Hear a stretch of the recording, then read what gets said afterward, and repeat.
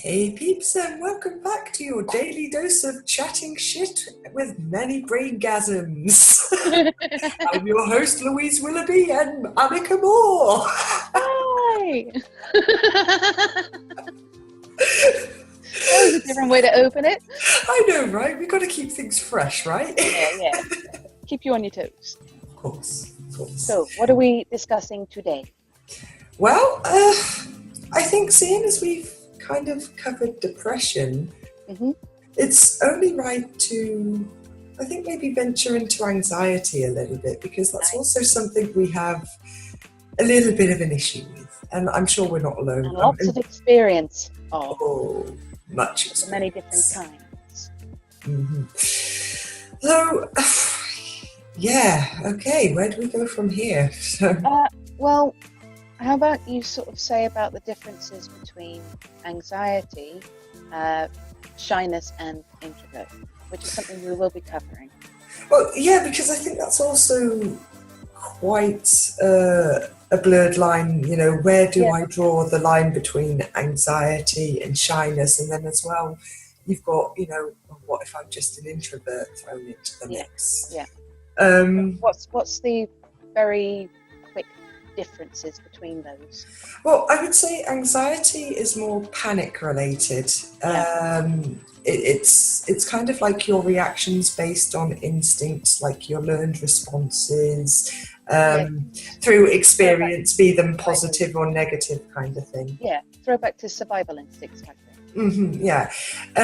Whereas shyness, I would say, is, I think that comes down to low self-esteem and more of lack of a low confidence in your social skills. Like if you're a little bit socially awkward and you're just very conscious of that can be a huge contributing factor to shyness. And I guess in a way, anxiety kind of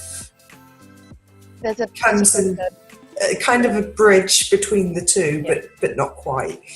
And then you have being an introvert, which kind of has a lot of blurred lines, because there's a lot of ideas on what an introvert is, or what kind of introvert you are, or even if you're an ambivert, which is a term that it's both extrovert and introvert. Yeah, it's somewhere in the middle kind of thing.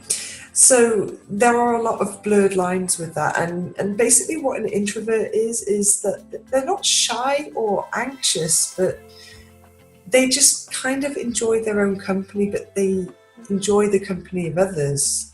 But if they're in the company of others for a prolonged period, they just get this massive draining, energy drain. You can be an introvert and not be shy. You can be an introvert and not have anxiety, but you can also be an introvert and have anxiety. So exactly. Again, there's bridges, but they're different things in themselves. So, in a nutshell. So, I would say that was how we differentiate between the three, I would say. Today we're just going to focus on anxiety. So I keep it simple. So I think it's better to maybe highlight some of the warning signs and possible anxiety symptoms that you may be experiencing. And if you're not sure, then it's just basically a way of you guiding yourself and trying to figure out, you know, what's going on with yourself. And if any of these kind of ring true, then and it's becoming a problem, then again, as always, go and seek medical help. Yeah, indeed. So this is just a quick run through of some warning signs and symptoms of anxiety. So I'll let you take it away, because I've waffled on long enough at this point. So, well, I think it's important to explain at the moment that there are several different types of anxiety, and some of them do tend to overlap. So you have like social anxiety, panic disorders, specific phobias like fear of heights, flying, spiders, generalized anxiety, and then you get into subjects like PTSD, which is a standalone disorder but also has roots in anxiety. And OCD, that's another one that is sort of a standalone thing, but also has roots within anxiety as well. And as I go through the list of the symptoms and things, I'll probably say about various different types that they are linked to, because a lot of the symptoms will overlap between the different types of anxiety. So social anxiety, you won't feel certain things with some of the symptoms, but with generalized anxiety you will, or panic disorders you will.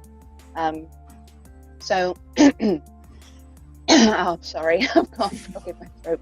Take some water. Yes. I'll do the same, actually. Well, the most common symptoms for most of the different types of anxiety are like a panic, fear, and uneasiness.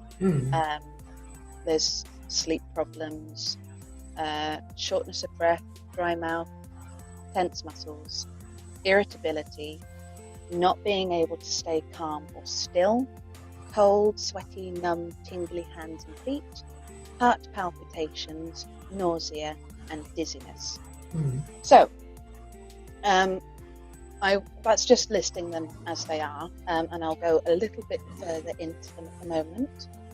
You have excessive worry, which is where you constantly find yourself worrying about things like your everyday tasks, whether they're big or small, and it can interfere with your daily life. Say, like if you have to go to the shop, you find yourself stood at the door just worrying about leaving, or worrying about what you may encounter on the way, or worrying about your list of, like, you've got to go to the shop, you've got a shopping list, worrying about what you've got to get, if you forget anything.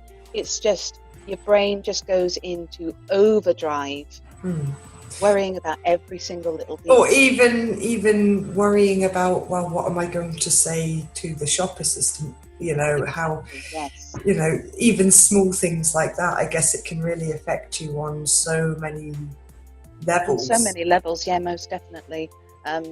Now, the talking to the shop assistant thing, or whether you encounter people on the way type thing, that's a social anxiety type disorder.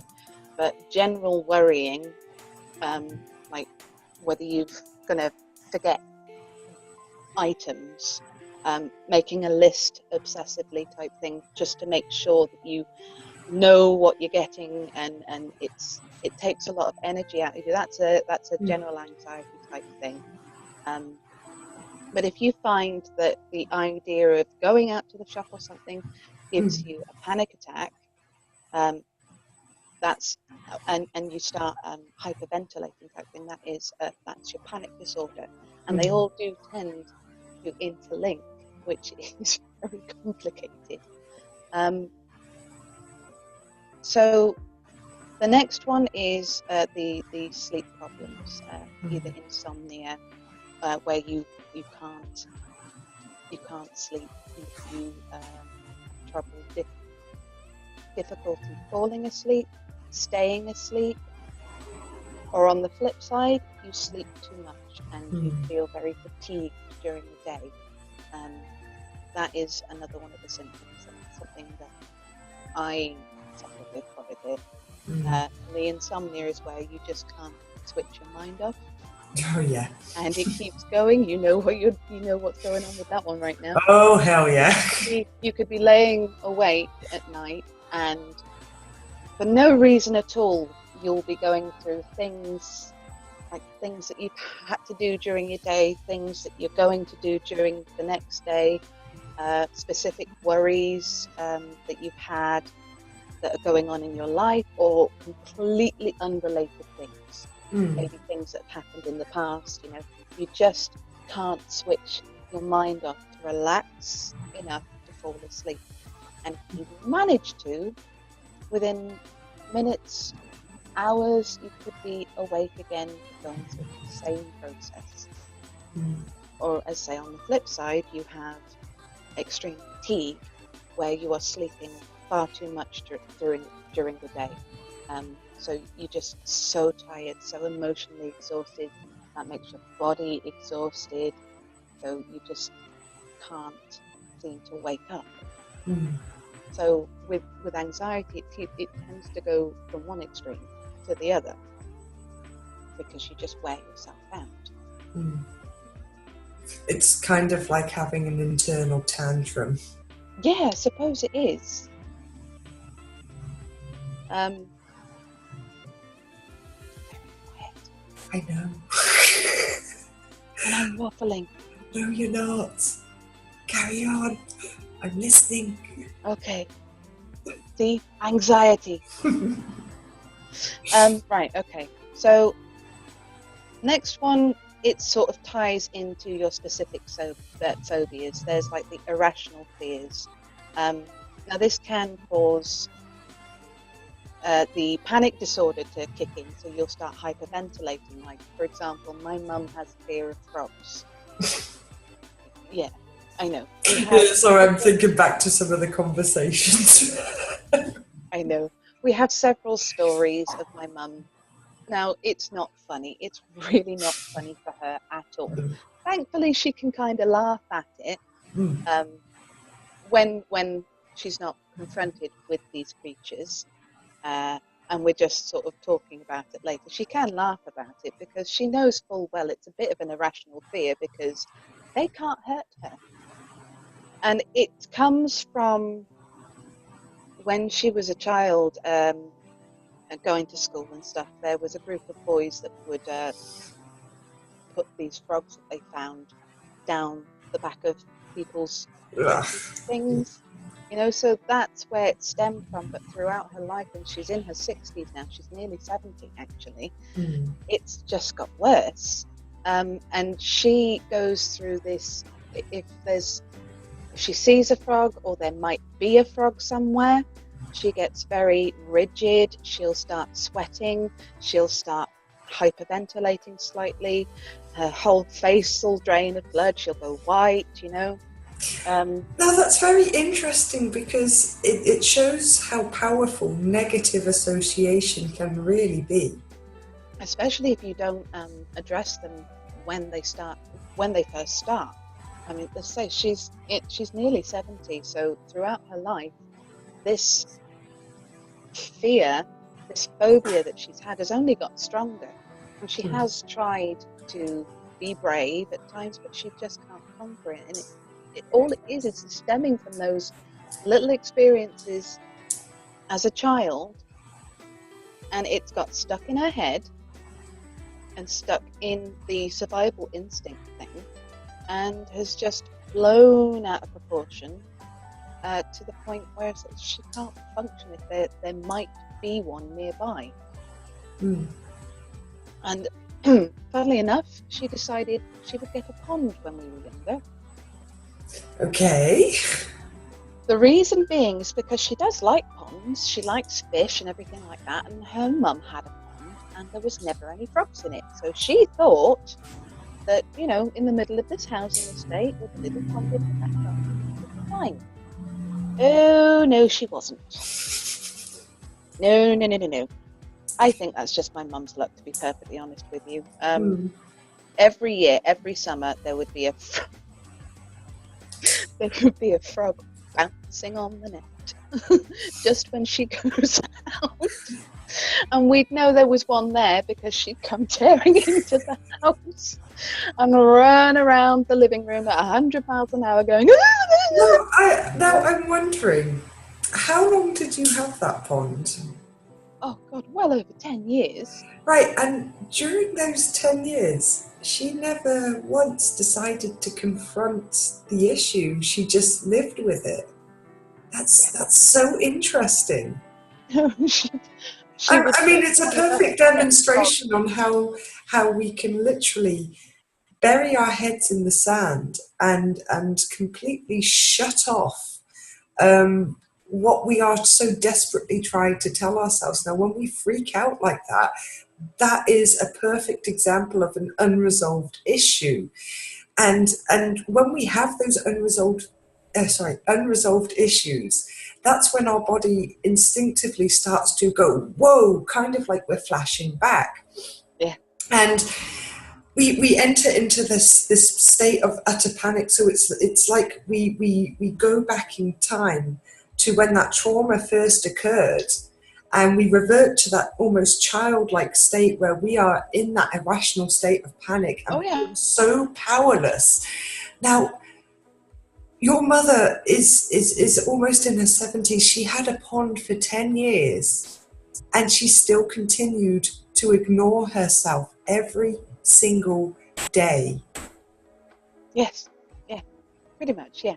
Yeah, that now I know your mother has had a lot of trauma and she has a lot of pain, but sorry, I'm going to rant a little bit, but this is also one other thing that I was thinking about being able to let things go and the true meaning of forgiveness. Now, essentially we say, oh, you need to forgive a person, but no, forgiveness has a very, very big misconception. Forgiveness is the biggest gift you can give to yourself, because that is when you can say, I love myself to let this go and to heal, because I want to give myself that self-love.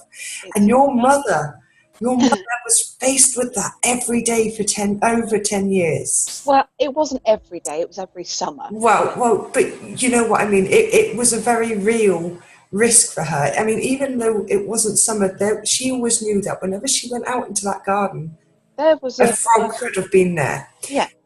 And this is what I'm saying. She has held on to that pain for so long. Dude, you don't know the half of it. It's the same thing that I've told her about many different issues. It's a case of, all right, I know that there are certain people in your life that have really traumatized you, but holding on to hatred like that is just poisoning you. It's not doing anything for them. So that Buddhist quote is like holding on to anger and resentment and hate is like drinking poison and expecting your enemy to die. Yeah, exactly. Basically. I've told her this, and I have been working with her recently. I know we're going off on a tangent here. Sorry, peeps. I have been working with her over the last few years to try and let some of her fears go. And some of the hatred she has and anger she has and resentment that she has for things that have happened in her life. And it does cause a lot of her anxieties, a lot of them. I can hardly talk on that one. I'll go into a funny story in a minute about panic disorders and certain phobias. There's this one particular memory I have where it triggered 3 people at once, and it's kind of funny. But yeah, I have sort of been working with her to try and let all of this go, because it's really impacted her life now, and seeing myself doing the same things, it makes me more determined to get over it, so that I don't get like that. I don't want to be 70 and still afraid of things, and still, I'm incapable of hating things, but there is resentment. But yeah, what you have said is nail on the head. There is a way that we just, with phobias, with certain other things like traumas and things that cause us anxiety, it's like sticking your head in the sand and refusing to acknowledge what your body is telling you to try and guide you towards healing. Sometimes it is a case of you have to confront things or find a way to heal that so that you can live your life.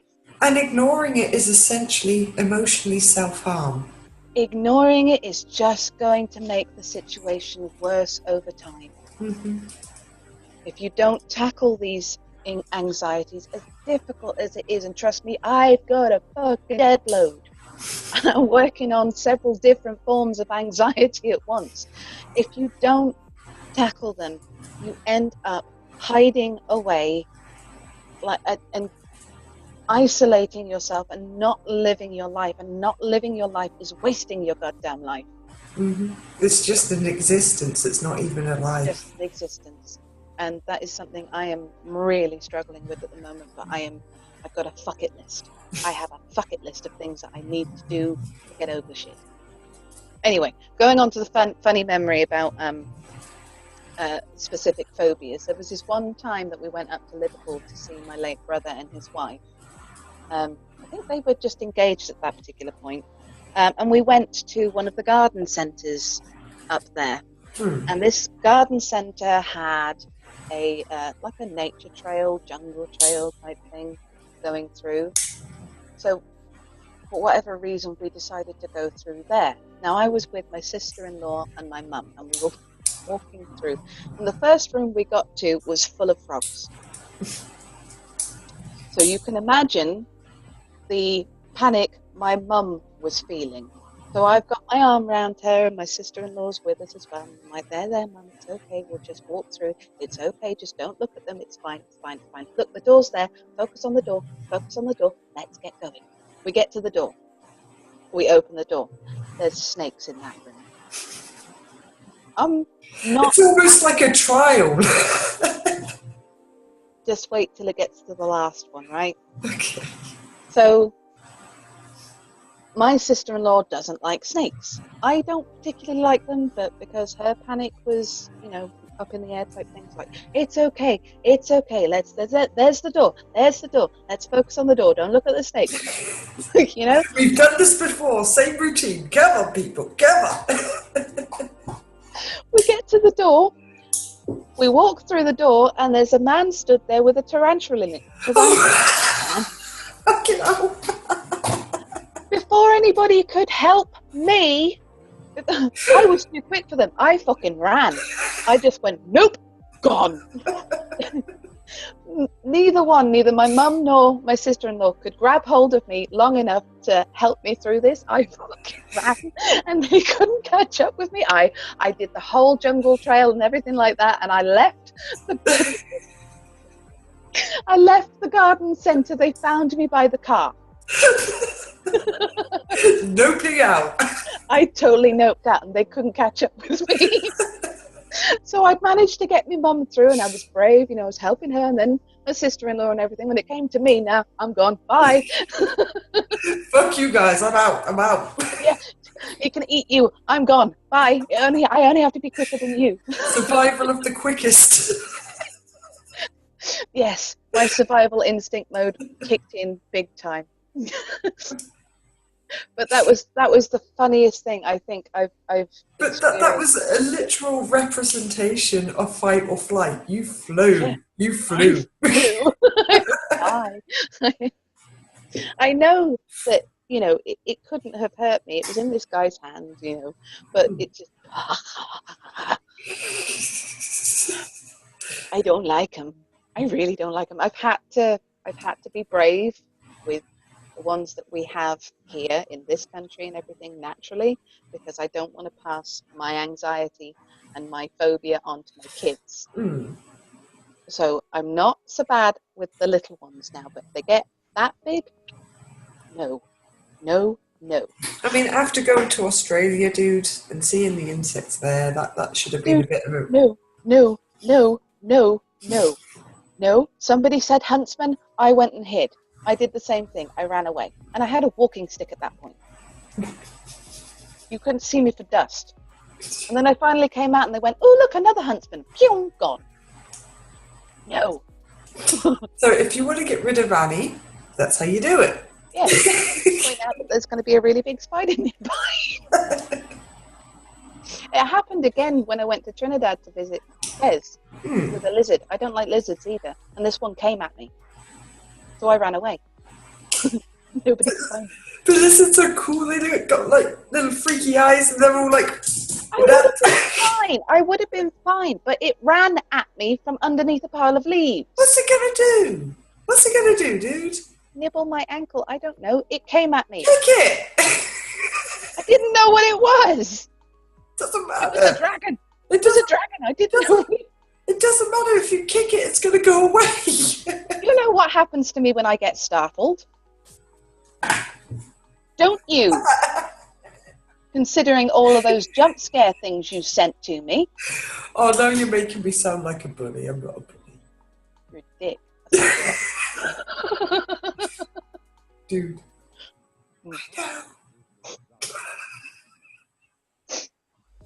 We've gone really off topic though. So there those are a few examples of phobias. Right. Muscle tension. That's one of the next things, muscle tension. So it's, I can't even read my own handwriting.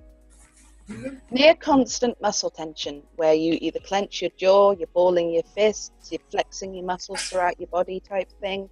It can be very persistent and pervasive, and to the point where people don't really notice it anymore if you're doing this. That's something I do a lot, is I clench my jaw a lot, grind my teeth. That's another thing. So that is also a sign of anxiety.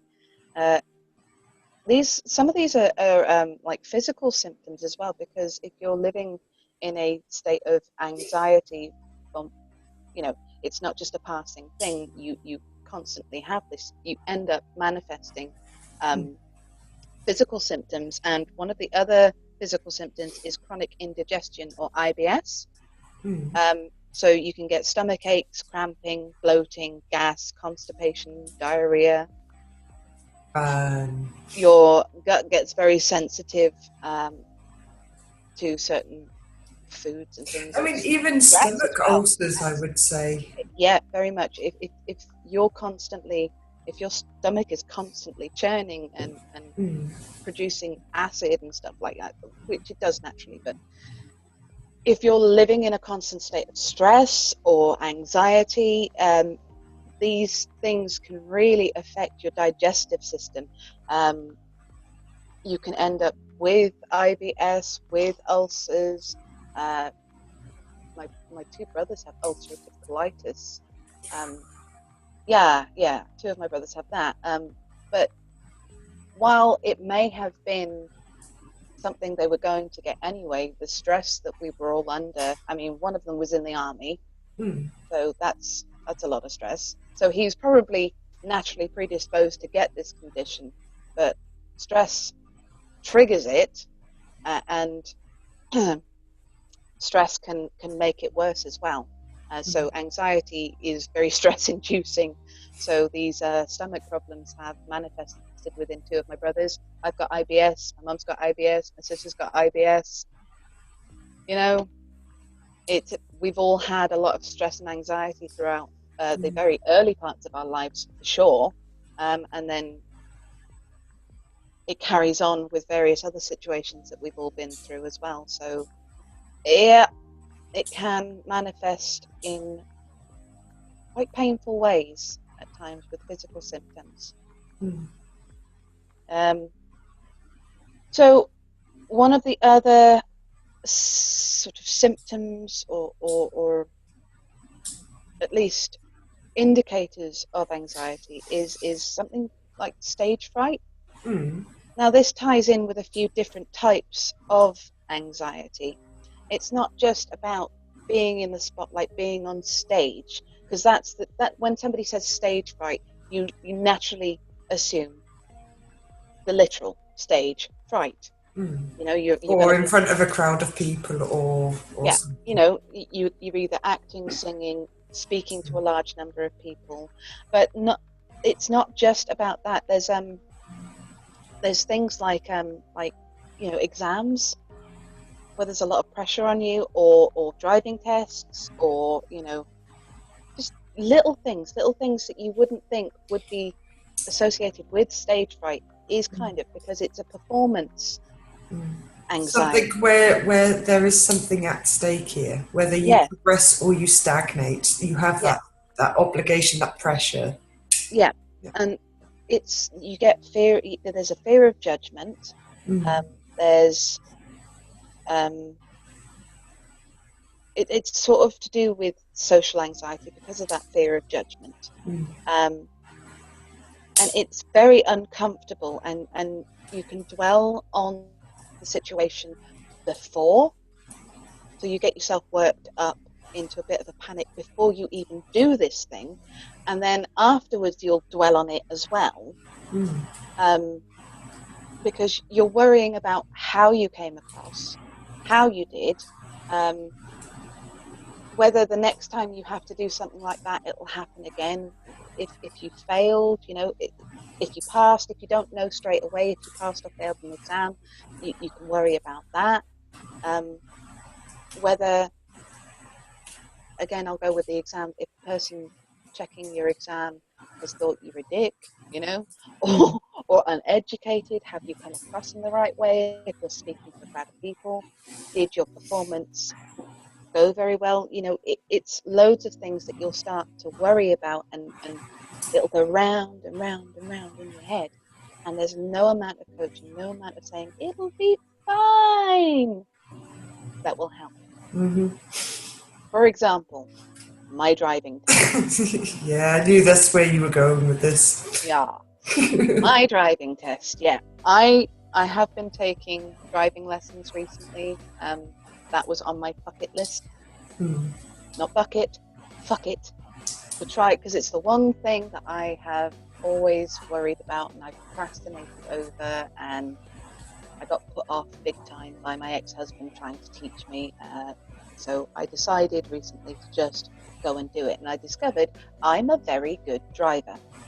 So you've surprised yourself. I have really surprised myself. From the very first lesson, I somehow knew what I was doing, although I'm learning in an automatic because my fibromyalgia and things like that, it's easier.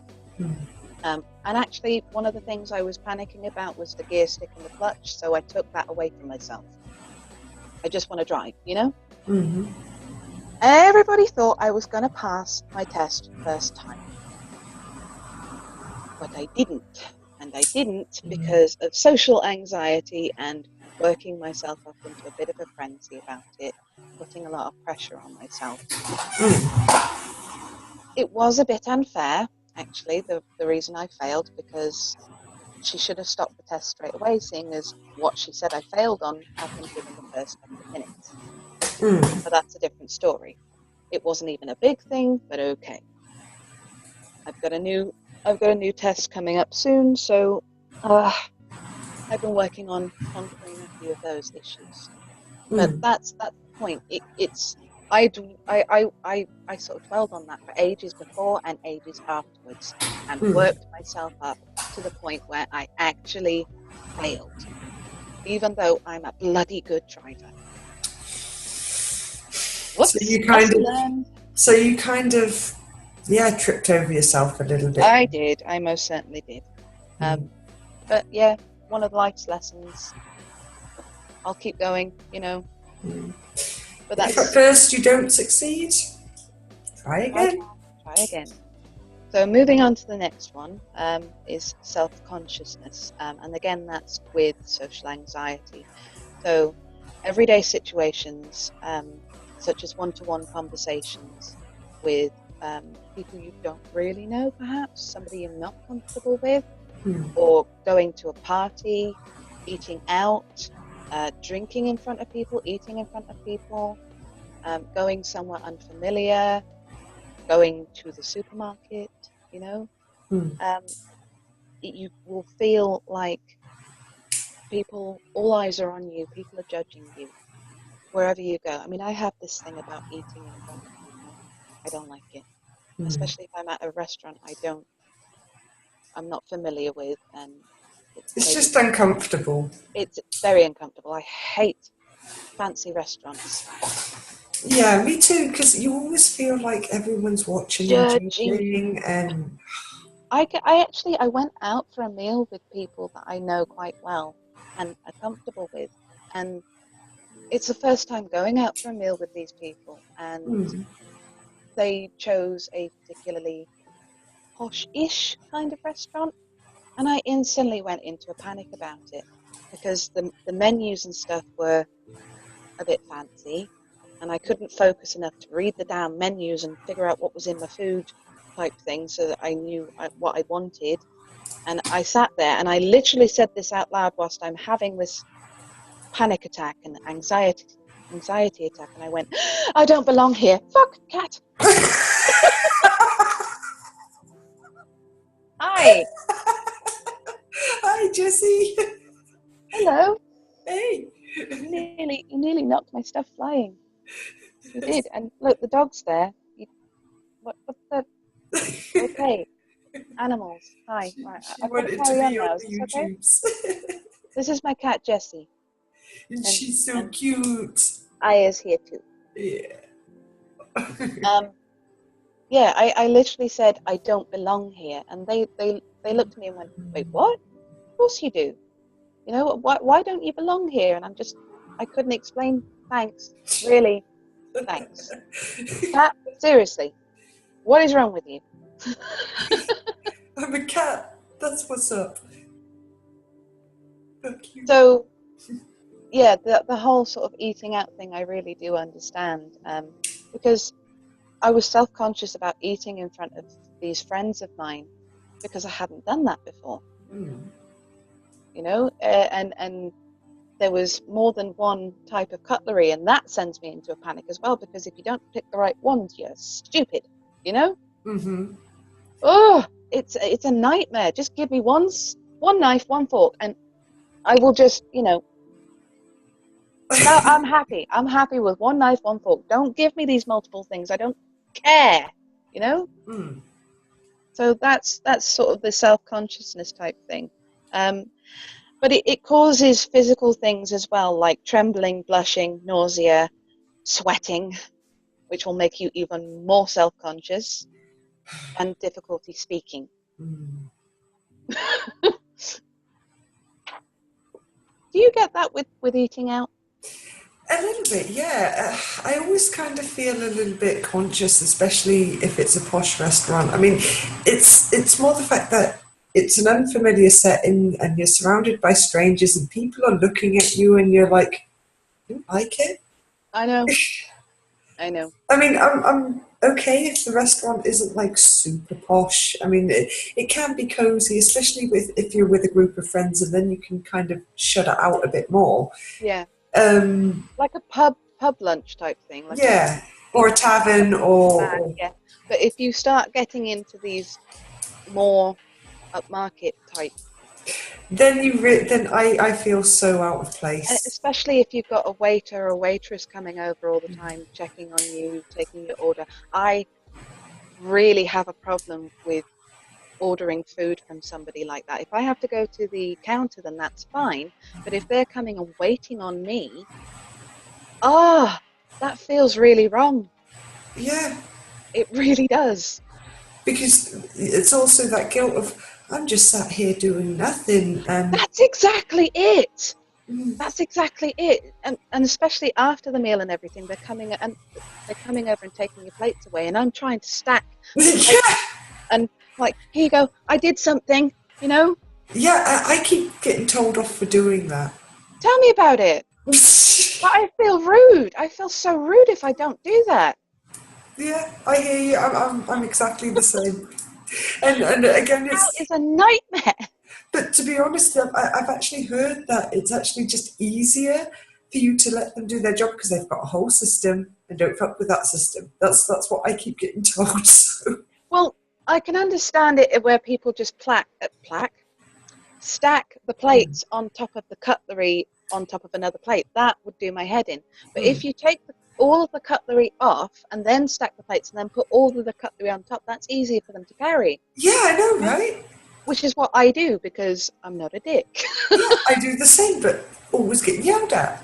Yeah. Always. But I think one thing you shouldn't do, and I think it's nasty, is when you kind of ball up your napkin and then put it in. Oh, Oh no! Don't no, no don't no do that. No, no no no, that's no. mean. That's gross. Yeah, So, because then they've got to fish it out of your yeah. cup. And If you do that, stop it. yes, Don't. we're not even waitresses. Yeah. But ew. Yeah. Ew. Ew. So self-consciousness symptoms can be so disruptive, it makes it hard to go out and meet new people or maintain established relationships or advance in work or school or even just live your life, like going to restaurants. You know, it's it can get to the point where you just are so self-conscious that you stop doing things entirely, you know. So then we have panic. Now, panic attacks are the most physical, I think, of all the anxiety disorders, because a panic attack is terrifying because you have no idea sometimes what triggers it, and it can feel like you're having a heart attack. Now, thankfully, I don't have these anymore, but that was my main kind of anxiety when I was younger. If I was going to have any type of anxiety or panic about something, I would hyperventilate to the point where I couldn't breathe. I'd get to the point where I literally couldn't breathe because I'm hyperventilating so much. It went like that, and I couldn't get my breath out. So therefore, I couldn't speak. And if people are trying to ask me what's wrong, I can't tell them. I'd be in floods of tears. There'd be pains in my chest. My heart would feel like it was skipping beats. All of your body is tense. You sweat like just buckets of sweat, which makes you more self-conscious, which makes you panic more. You can get dizziness from the fact that you can't breathe. So there's a lack of oxygen going to your brain. Some people even pass out from panic attacks. Oh yeah, because if you're hyperventilating and you're not getting enough oxygen, then down you go. Yeah. You can get stomach pains, hot flushes, cold flushes. I mean, some even think, well, mistaking it for a heart attack. Yes, there is that, but also a heart attack type feeling. I get those with anxiety attacks, which is a different sort of thing. Now, I honestly thought I was having them I thought I was having a heart attack at one point because I'd get this pain in my chest, and this was without the hyperventilating, and I'd have these feelings of pain going down my left arm. But it scared the crap out of me to the point where I called the ambulance type thing, thinking I was having a heart attack, and it turns out it was just an anxiety attack. Although I wasn't hyperventilating, so it's a different thing from a panic attack.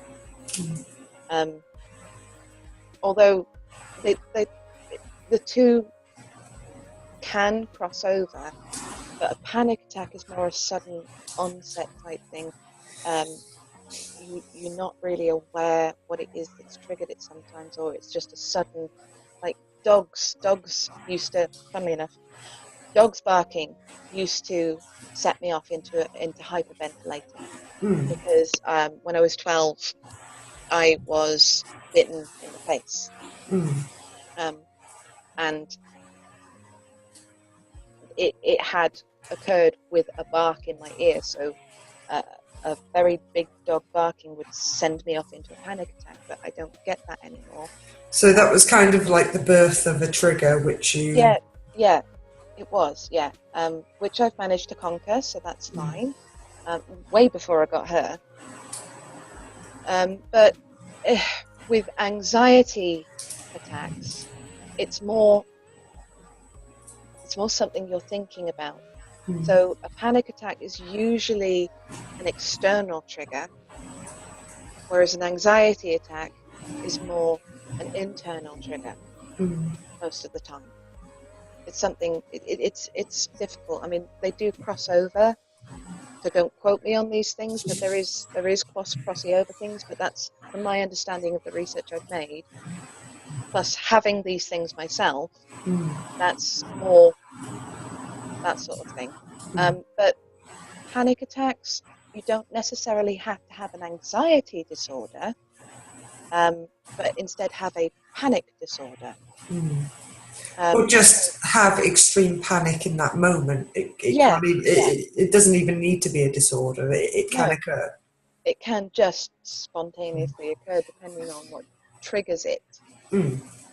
And usually what would trigger it is something traumatic, of course, that you may have experienced before but have forgotten about, perhaps, until it happens again, or something reminds you of it. and that's when your survival instinct will kick in and try and get the adrenaline pumping around your body to for the fight or flight response. You know, it tends to come back down to these sorts of things. Now, the next one is flashbacks. Now, you can have flashbacks with social anxiety or generalized anxiety, phobias, those sorts of things. But flashbacks is mostly associated with PTSD or C-PTSD.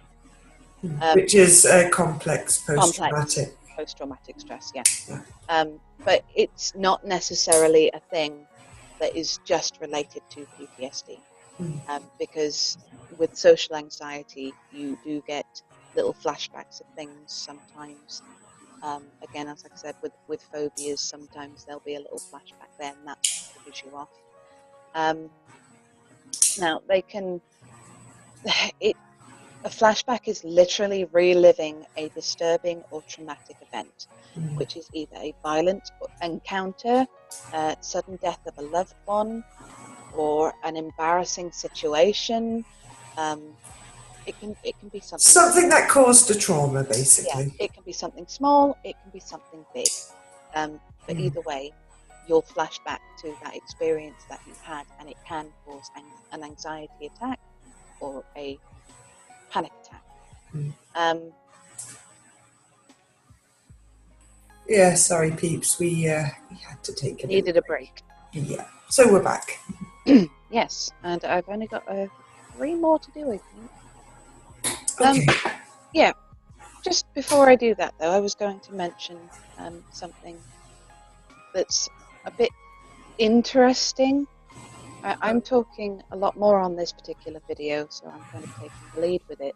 But what I've noticed is it's kind of sending my anxiety off a little bit. So I'm chatting shit more than I usually would. I feel like, well, at least I feel like I'm chatting shit.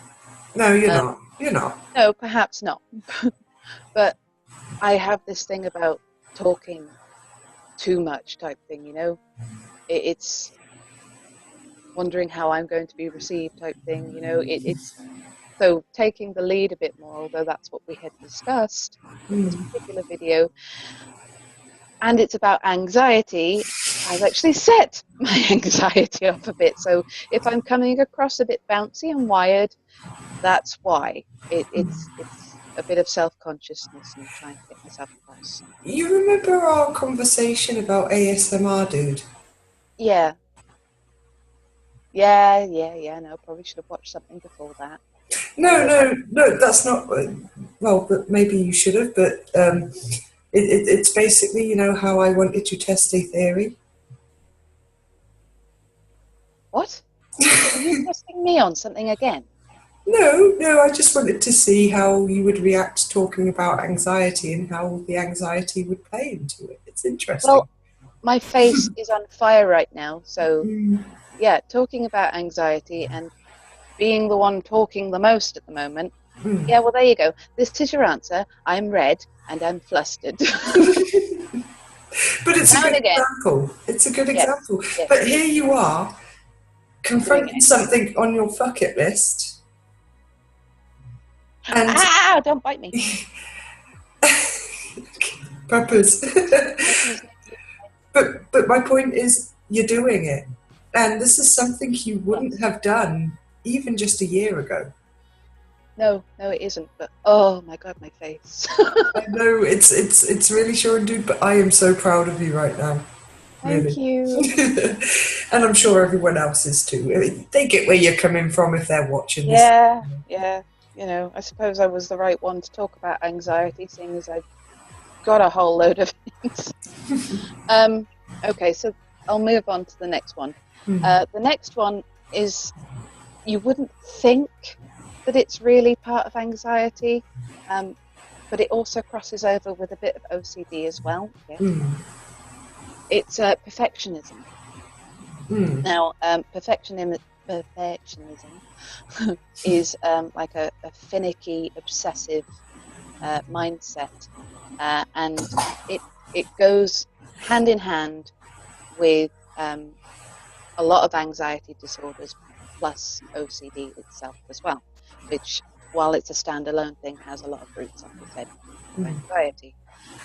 So you are constantly judging yourself, and there'll be lots of anticipating and Anticipatory. uh, anticipatory anxiety about making mistakes, which again, you can probably tell that's something I have to deal with, and is kind of setting me off a little bit myself. So yeah, so you anticipate making mistakes or falling short of your own standards. So you tend to set yourself very high standards to achieve in whatever it is you're doing, and if you fall a little bit short of that, this negative voice will come in going, well, you just fucked that up royally, haven't you? Well, it's as I kind of said before, it's like you put yourself on a pedestal, and when you In a fall, way, it's like you fall and you hit the ground, and it's that pain. yeah. I guess that would be the best way to kind of describe that. Yes, yeah. So it's, like I said, it's very common with OCD. Um, and OCD is viewed as an anxiety disorder, but again, standalone.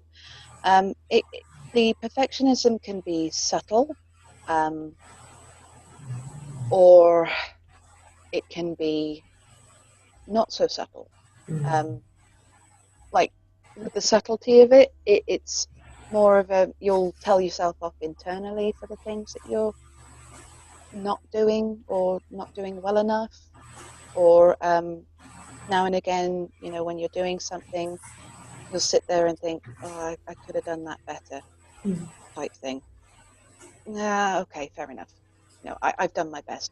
Or it can be an obsession. You have to get it right. You have to do this until you get it right, and you don't stop until you get it right.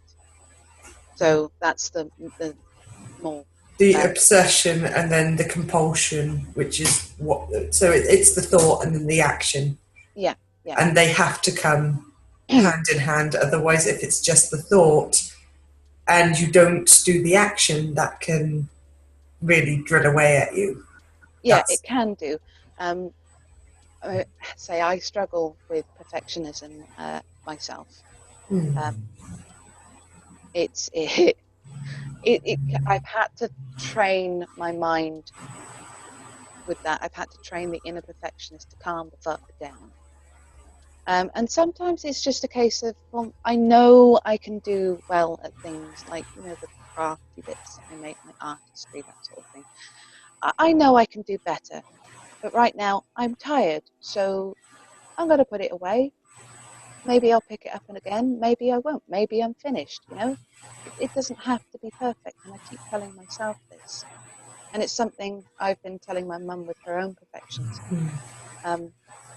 Sometimes what you have done is good enough, and it doesn't have to be perfect, because perfection is an unattainable goal.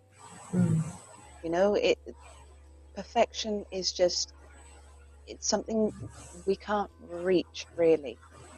So you obviously have to be happy with the things that you're doing, but at times you have to take a little step back and say, it's good enough now. Do your best to your ability right now, rather than being fussy and picking apart your achievements. Celebrate what you've achieved rather than your shortcomings. Yeah. Because you could listen to that inner critical voice all day and you would drive yourself mad with it. And just, I have. So rather than do that, there's things I know I'm good at. So, just chill. It's all good. And if you're still not happy with it tomorrow, do a little bit more maybe. But it's okay to not be perfect. So yeah, perfectionism does go hand in hand with anxiety, and it goes hand in hand with OCD. Now, moving on to the next, also has, it's also part of OCD as well, is the compulsive behaviors which we have just mentioned. Now, in order to be diagnosed with OCD, it must be accompanied by compulsive behaviors, like constantly telling yourself, it'll be all right. It'll be fine. It'll be okay. It'll be fine, you know? So if you're constantly telling yourself, it'll be all right, it'll be okay, it'll be fine, it's only this, it's only this, it's only this, and you're either doing it in your head or you're doing it out loud, that is a compulsive behavior. It can be an internal thing, it can be just words, or you can have like behaviors like washing your hands repeatedly, or balling your fists and digging your nails into your skin. I do that one a lot.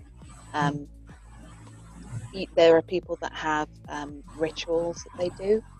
I knew somebody that to go to the loo, he had to strip himself naked, do his business, and then have a strip wash every time he went to the toilet, whether it was just going for a wee or going for a poo, you know.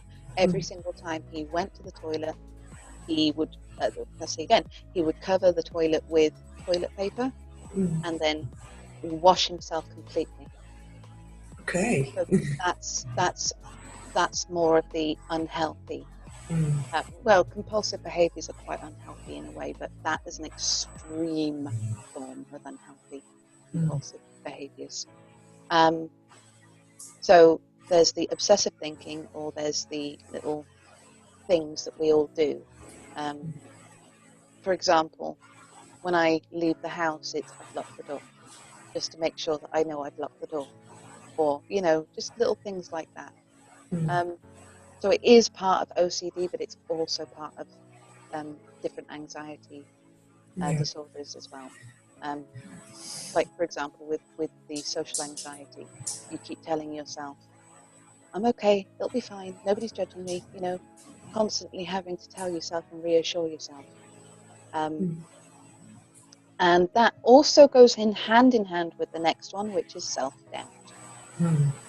Which we have been speaking a bit about, of course. Oh yeah, and boy are we going to be diving into that one in another video.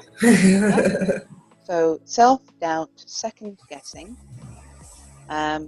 You can get doubt attacks, especially those are especially common with unanswered questions and unfinished business. And I know from my own experience that unanswered questions drive me mad. They Just drive knowing her. Oh God, I hate unanswered questions. Especially if it's something that I'm curious about, or there's like a personal problem I have with somebody, and I've asked them something, trying to get past an issue perhaps, and they've just completely blanked me or fobbed me off. Well, isn't that more to do with peace of mind and closure than unanswered questions? Well, yes, but for me, having asked a question and having it go unanswered, oh yeah, I hate it. Rage-inducing. It makes my entire body itchy and painful. I get pains racing up and down my spine and up the back of my neck. It makes this back bit of my head just go, oh, you know, it gets tight, and I cannot stand having a question go unanswered. So my brain will constantly delve into trying to figure it out myself. So speculation comes in, and then the what ifs, and it can do. But with the way I work things out, and the way I do things with body language and you know, those sorts of things, I can tend to work out an answer, but then the overthinking will go into it, and perhaps I've come up with like 5, 6 different answers, and I don't know which one it is. So unless they tell me, yeah, I can drive myself up the wall with it. Mm. There's also an intolerance for uncertainty. Like, you know, like it is, it's turning a question into an obsession. So I will completely obsess about things. Mm. You know, if you know, was I okay? You know, was I okay the other night? Did I come across as weird? Then I don't get an answer. It's just maybe I did come across as weird. No, you know, they haven't answered my question, so maybe they're upset about me because I did something wrong, and on and on and on and on and Yeah, on. but that also goes hand in hand with what we also do when we use each other as a sounding board. Because Yes, how many times have we had those conversations where I so have many. gone where I have literally said that to you, or vice versa, and we're like, "Oh my God, was I just completely freakish? This is what I just did," and it's Yeah, yeah. You know, and that's where yeah, so that's where it's helpful for you and I to have the bond that we do, because those little self-doubt things and the obsessions that can come can be quelled rather quickly just by saying, hey, can you just help me process this shit right now? yeah. What's your opinion on this unanswered question? You know? Yeah. But obviously self-doubt can come in with quite a few different, it's not just an unanswered question, it can be like situations, as you said, did I do something wrong here? You know? But yeah, self-doubt is a big thing in anxiety. Oh yeah. And that is the end of my list. So And yeah. what a list it was. Well, that's the problem with anxiety, because there's so many different types and so many different symptoms, both physical and mental, and behaviors and things like that. It it can take a while to try and delve into it and explain. And I know full well we haven't covered everything. Oh God, no. That was just a small list actually that I found to try and make notes from. But yeah, anxiety is, oh, it can be hell. It can be such hell, because you know full well sometimes that you are acting irrationally, and yet you can't stop yourself. Almost like you're watching yourself as a third person and you have Yeah, and no even control. though we've sort of said to do that sometimes, it's difficult to get that third person mindset to actually talk to you and say, calm down, you know? But it's It, essentially like yelling at the TV. it can be, yeah, it can be. I mean, only after the attack has passed can you sit there and give yourself a bit of clarity and a bit of feedback from it. Because when you're in that moment and you are obsessing over something, or you are in a hyperventilation moment, or this absolute terror has sunk in, it's so difficult to think objectively and rationally. You can't do it, no matter how many times part of your mind will say, it's okay, calm, calm. If you're stuck in that moment, you cannot get out of it.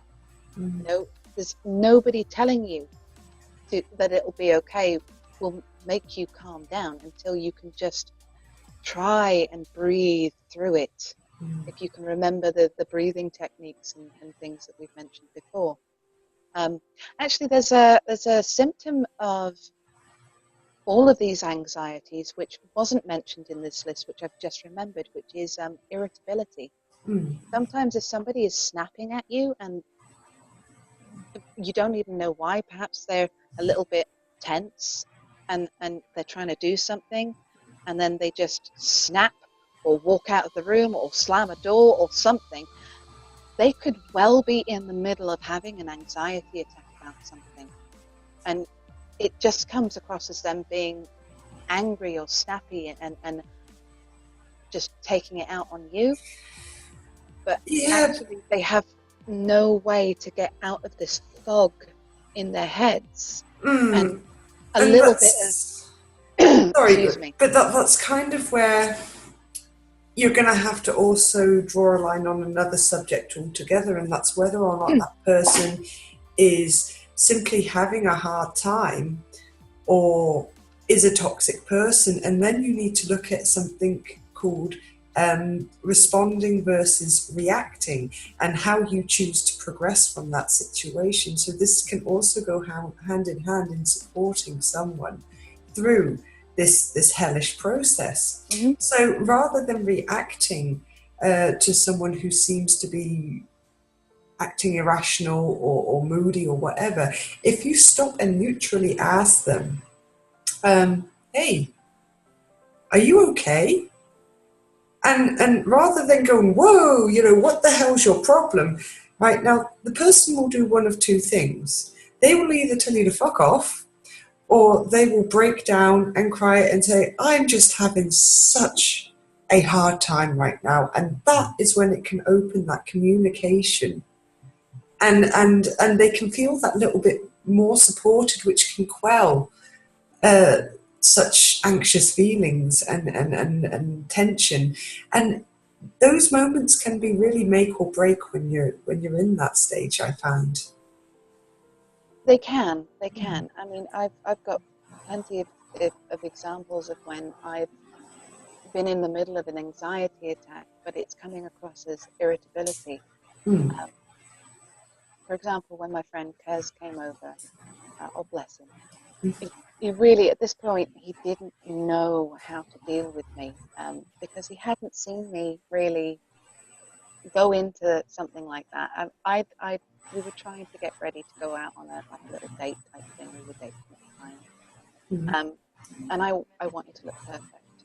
I wanted to look perfect for him, So I picked out a nice dress. I needed a strapless bra, and me being me, trying to sort my kids out with, because for the first time I was leaving them with a babysitter that I didn't know, Mm. so that was already anxiety inducing.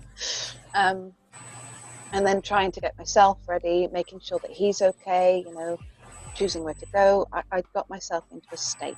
So I went to get dressed, and then I couldn't find my strapless bra. And I had no idea where it had gone. I'd left it on the bed. I was sure I'd left it on the bed. So I ended up almost having a toddler tantrum, ripping my room apart, trying to find this one thing. And I lost my shit over something small. And he didn't know what to do. He Mm. really didn't know what to do. So in the end, he ended up sort of like leaving the room, coming and sitting in the living room, and just sat there, just like, I don't know what to do, so I don't want to make it worse. And eventually, after I'd had my cry on the floor Mm.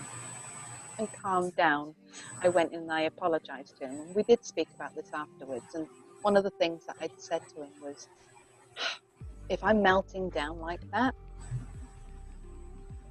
actually what would be helpful is to just, and I know this sounds a bit strange, but to get me to make eye contact, or even if you have to forcefully turn me, Mm. gently obviously, turn me, put your arms around me and make me calm down. Just give me the eye contact and Mm. just go, stop, stop, sit down, give me a cuddle, and then I'll be able to calm down type thing, because It's like you need a guiding hand. I need somebody to physically stop me, Mm. because otherwise I just go nuts. It kind of reminds me of that post that you see floating around. That mental illness is being able to stay as cool as a cucumber through a crisis, but lose your pencil and you will lose your mind. And this that one is so me. It mm. is so me, you know. And I'm sure many others can relate to that. I know I Oh yeah, certainly definitely, can. definitely. The thing is, it wasn't even about the strapless bra at the end. It was Mm. just things. I put pressure on myself to make this a really good time for my friend. Um, let's say we were dating at the time, so he was more than a friend, and he was Mm. over here for the first time with me and my kids and stuff. I'd Mm. not really been to England in a very, very long time, and I was determined to make his visit the best visit ever, so that he could go back with all of these great memories, and I ended up just sort of having a meltdown and scaring the crap out of him. Perfectionist mode kind of screwed you over. Yeah, it most certainly did. Ah, But that it's also, unattainable goal. You beautiful bastard. he's now used to these sorts of things, and he calls these my noping out moments, where I just totally nope out.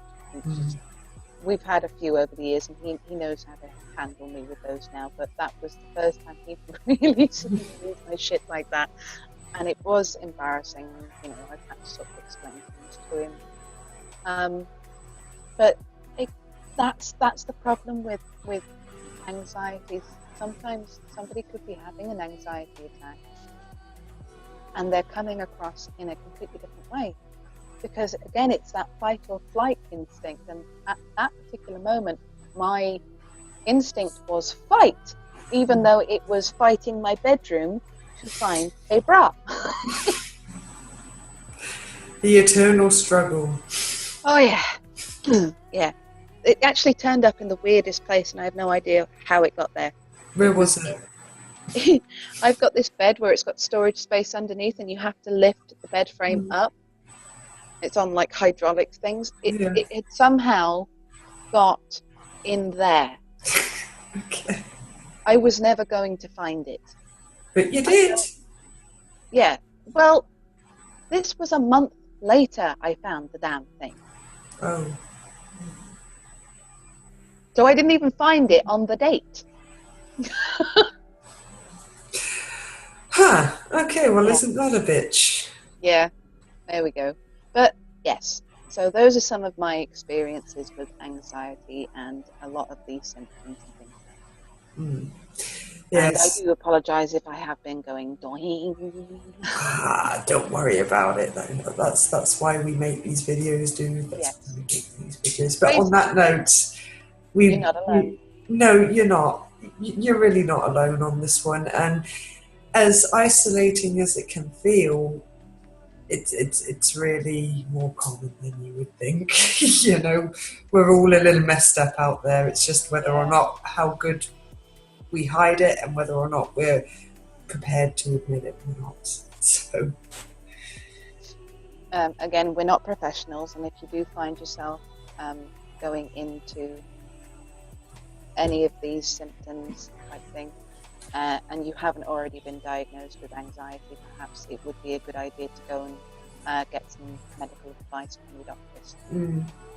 Indeed, always seek professional help if any of these symptoms ring true, because they really can be debilitating, but they are so easily treatable, but the process itself is exhausting, and it does take a lot of work to work through these things, but it is treatable. So don't suffer when you can be healing and repairing yourself. You know, there is no shame in it. Absolutely. Well, absolutely not. I mean, I'm here telling you about all of my neurotic issues. You know, I'm not ashamed of it. I used to be very, very ashamed of it, and now I'm not ashamed. This is who I am. I have these issues, and I'm working out how to deal with it and heal. I know it's never going to go away completely, but there are ways. You can get better, and that's the main thing. That's the point of doing these videos, is to share our experiences and hopefully give you some tips, perhaps, that we've picked up. Yeah, maybe we make a little sense, or maybe we're just chatting shit. Who knows? We're having doing it. Yeah, indeed.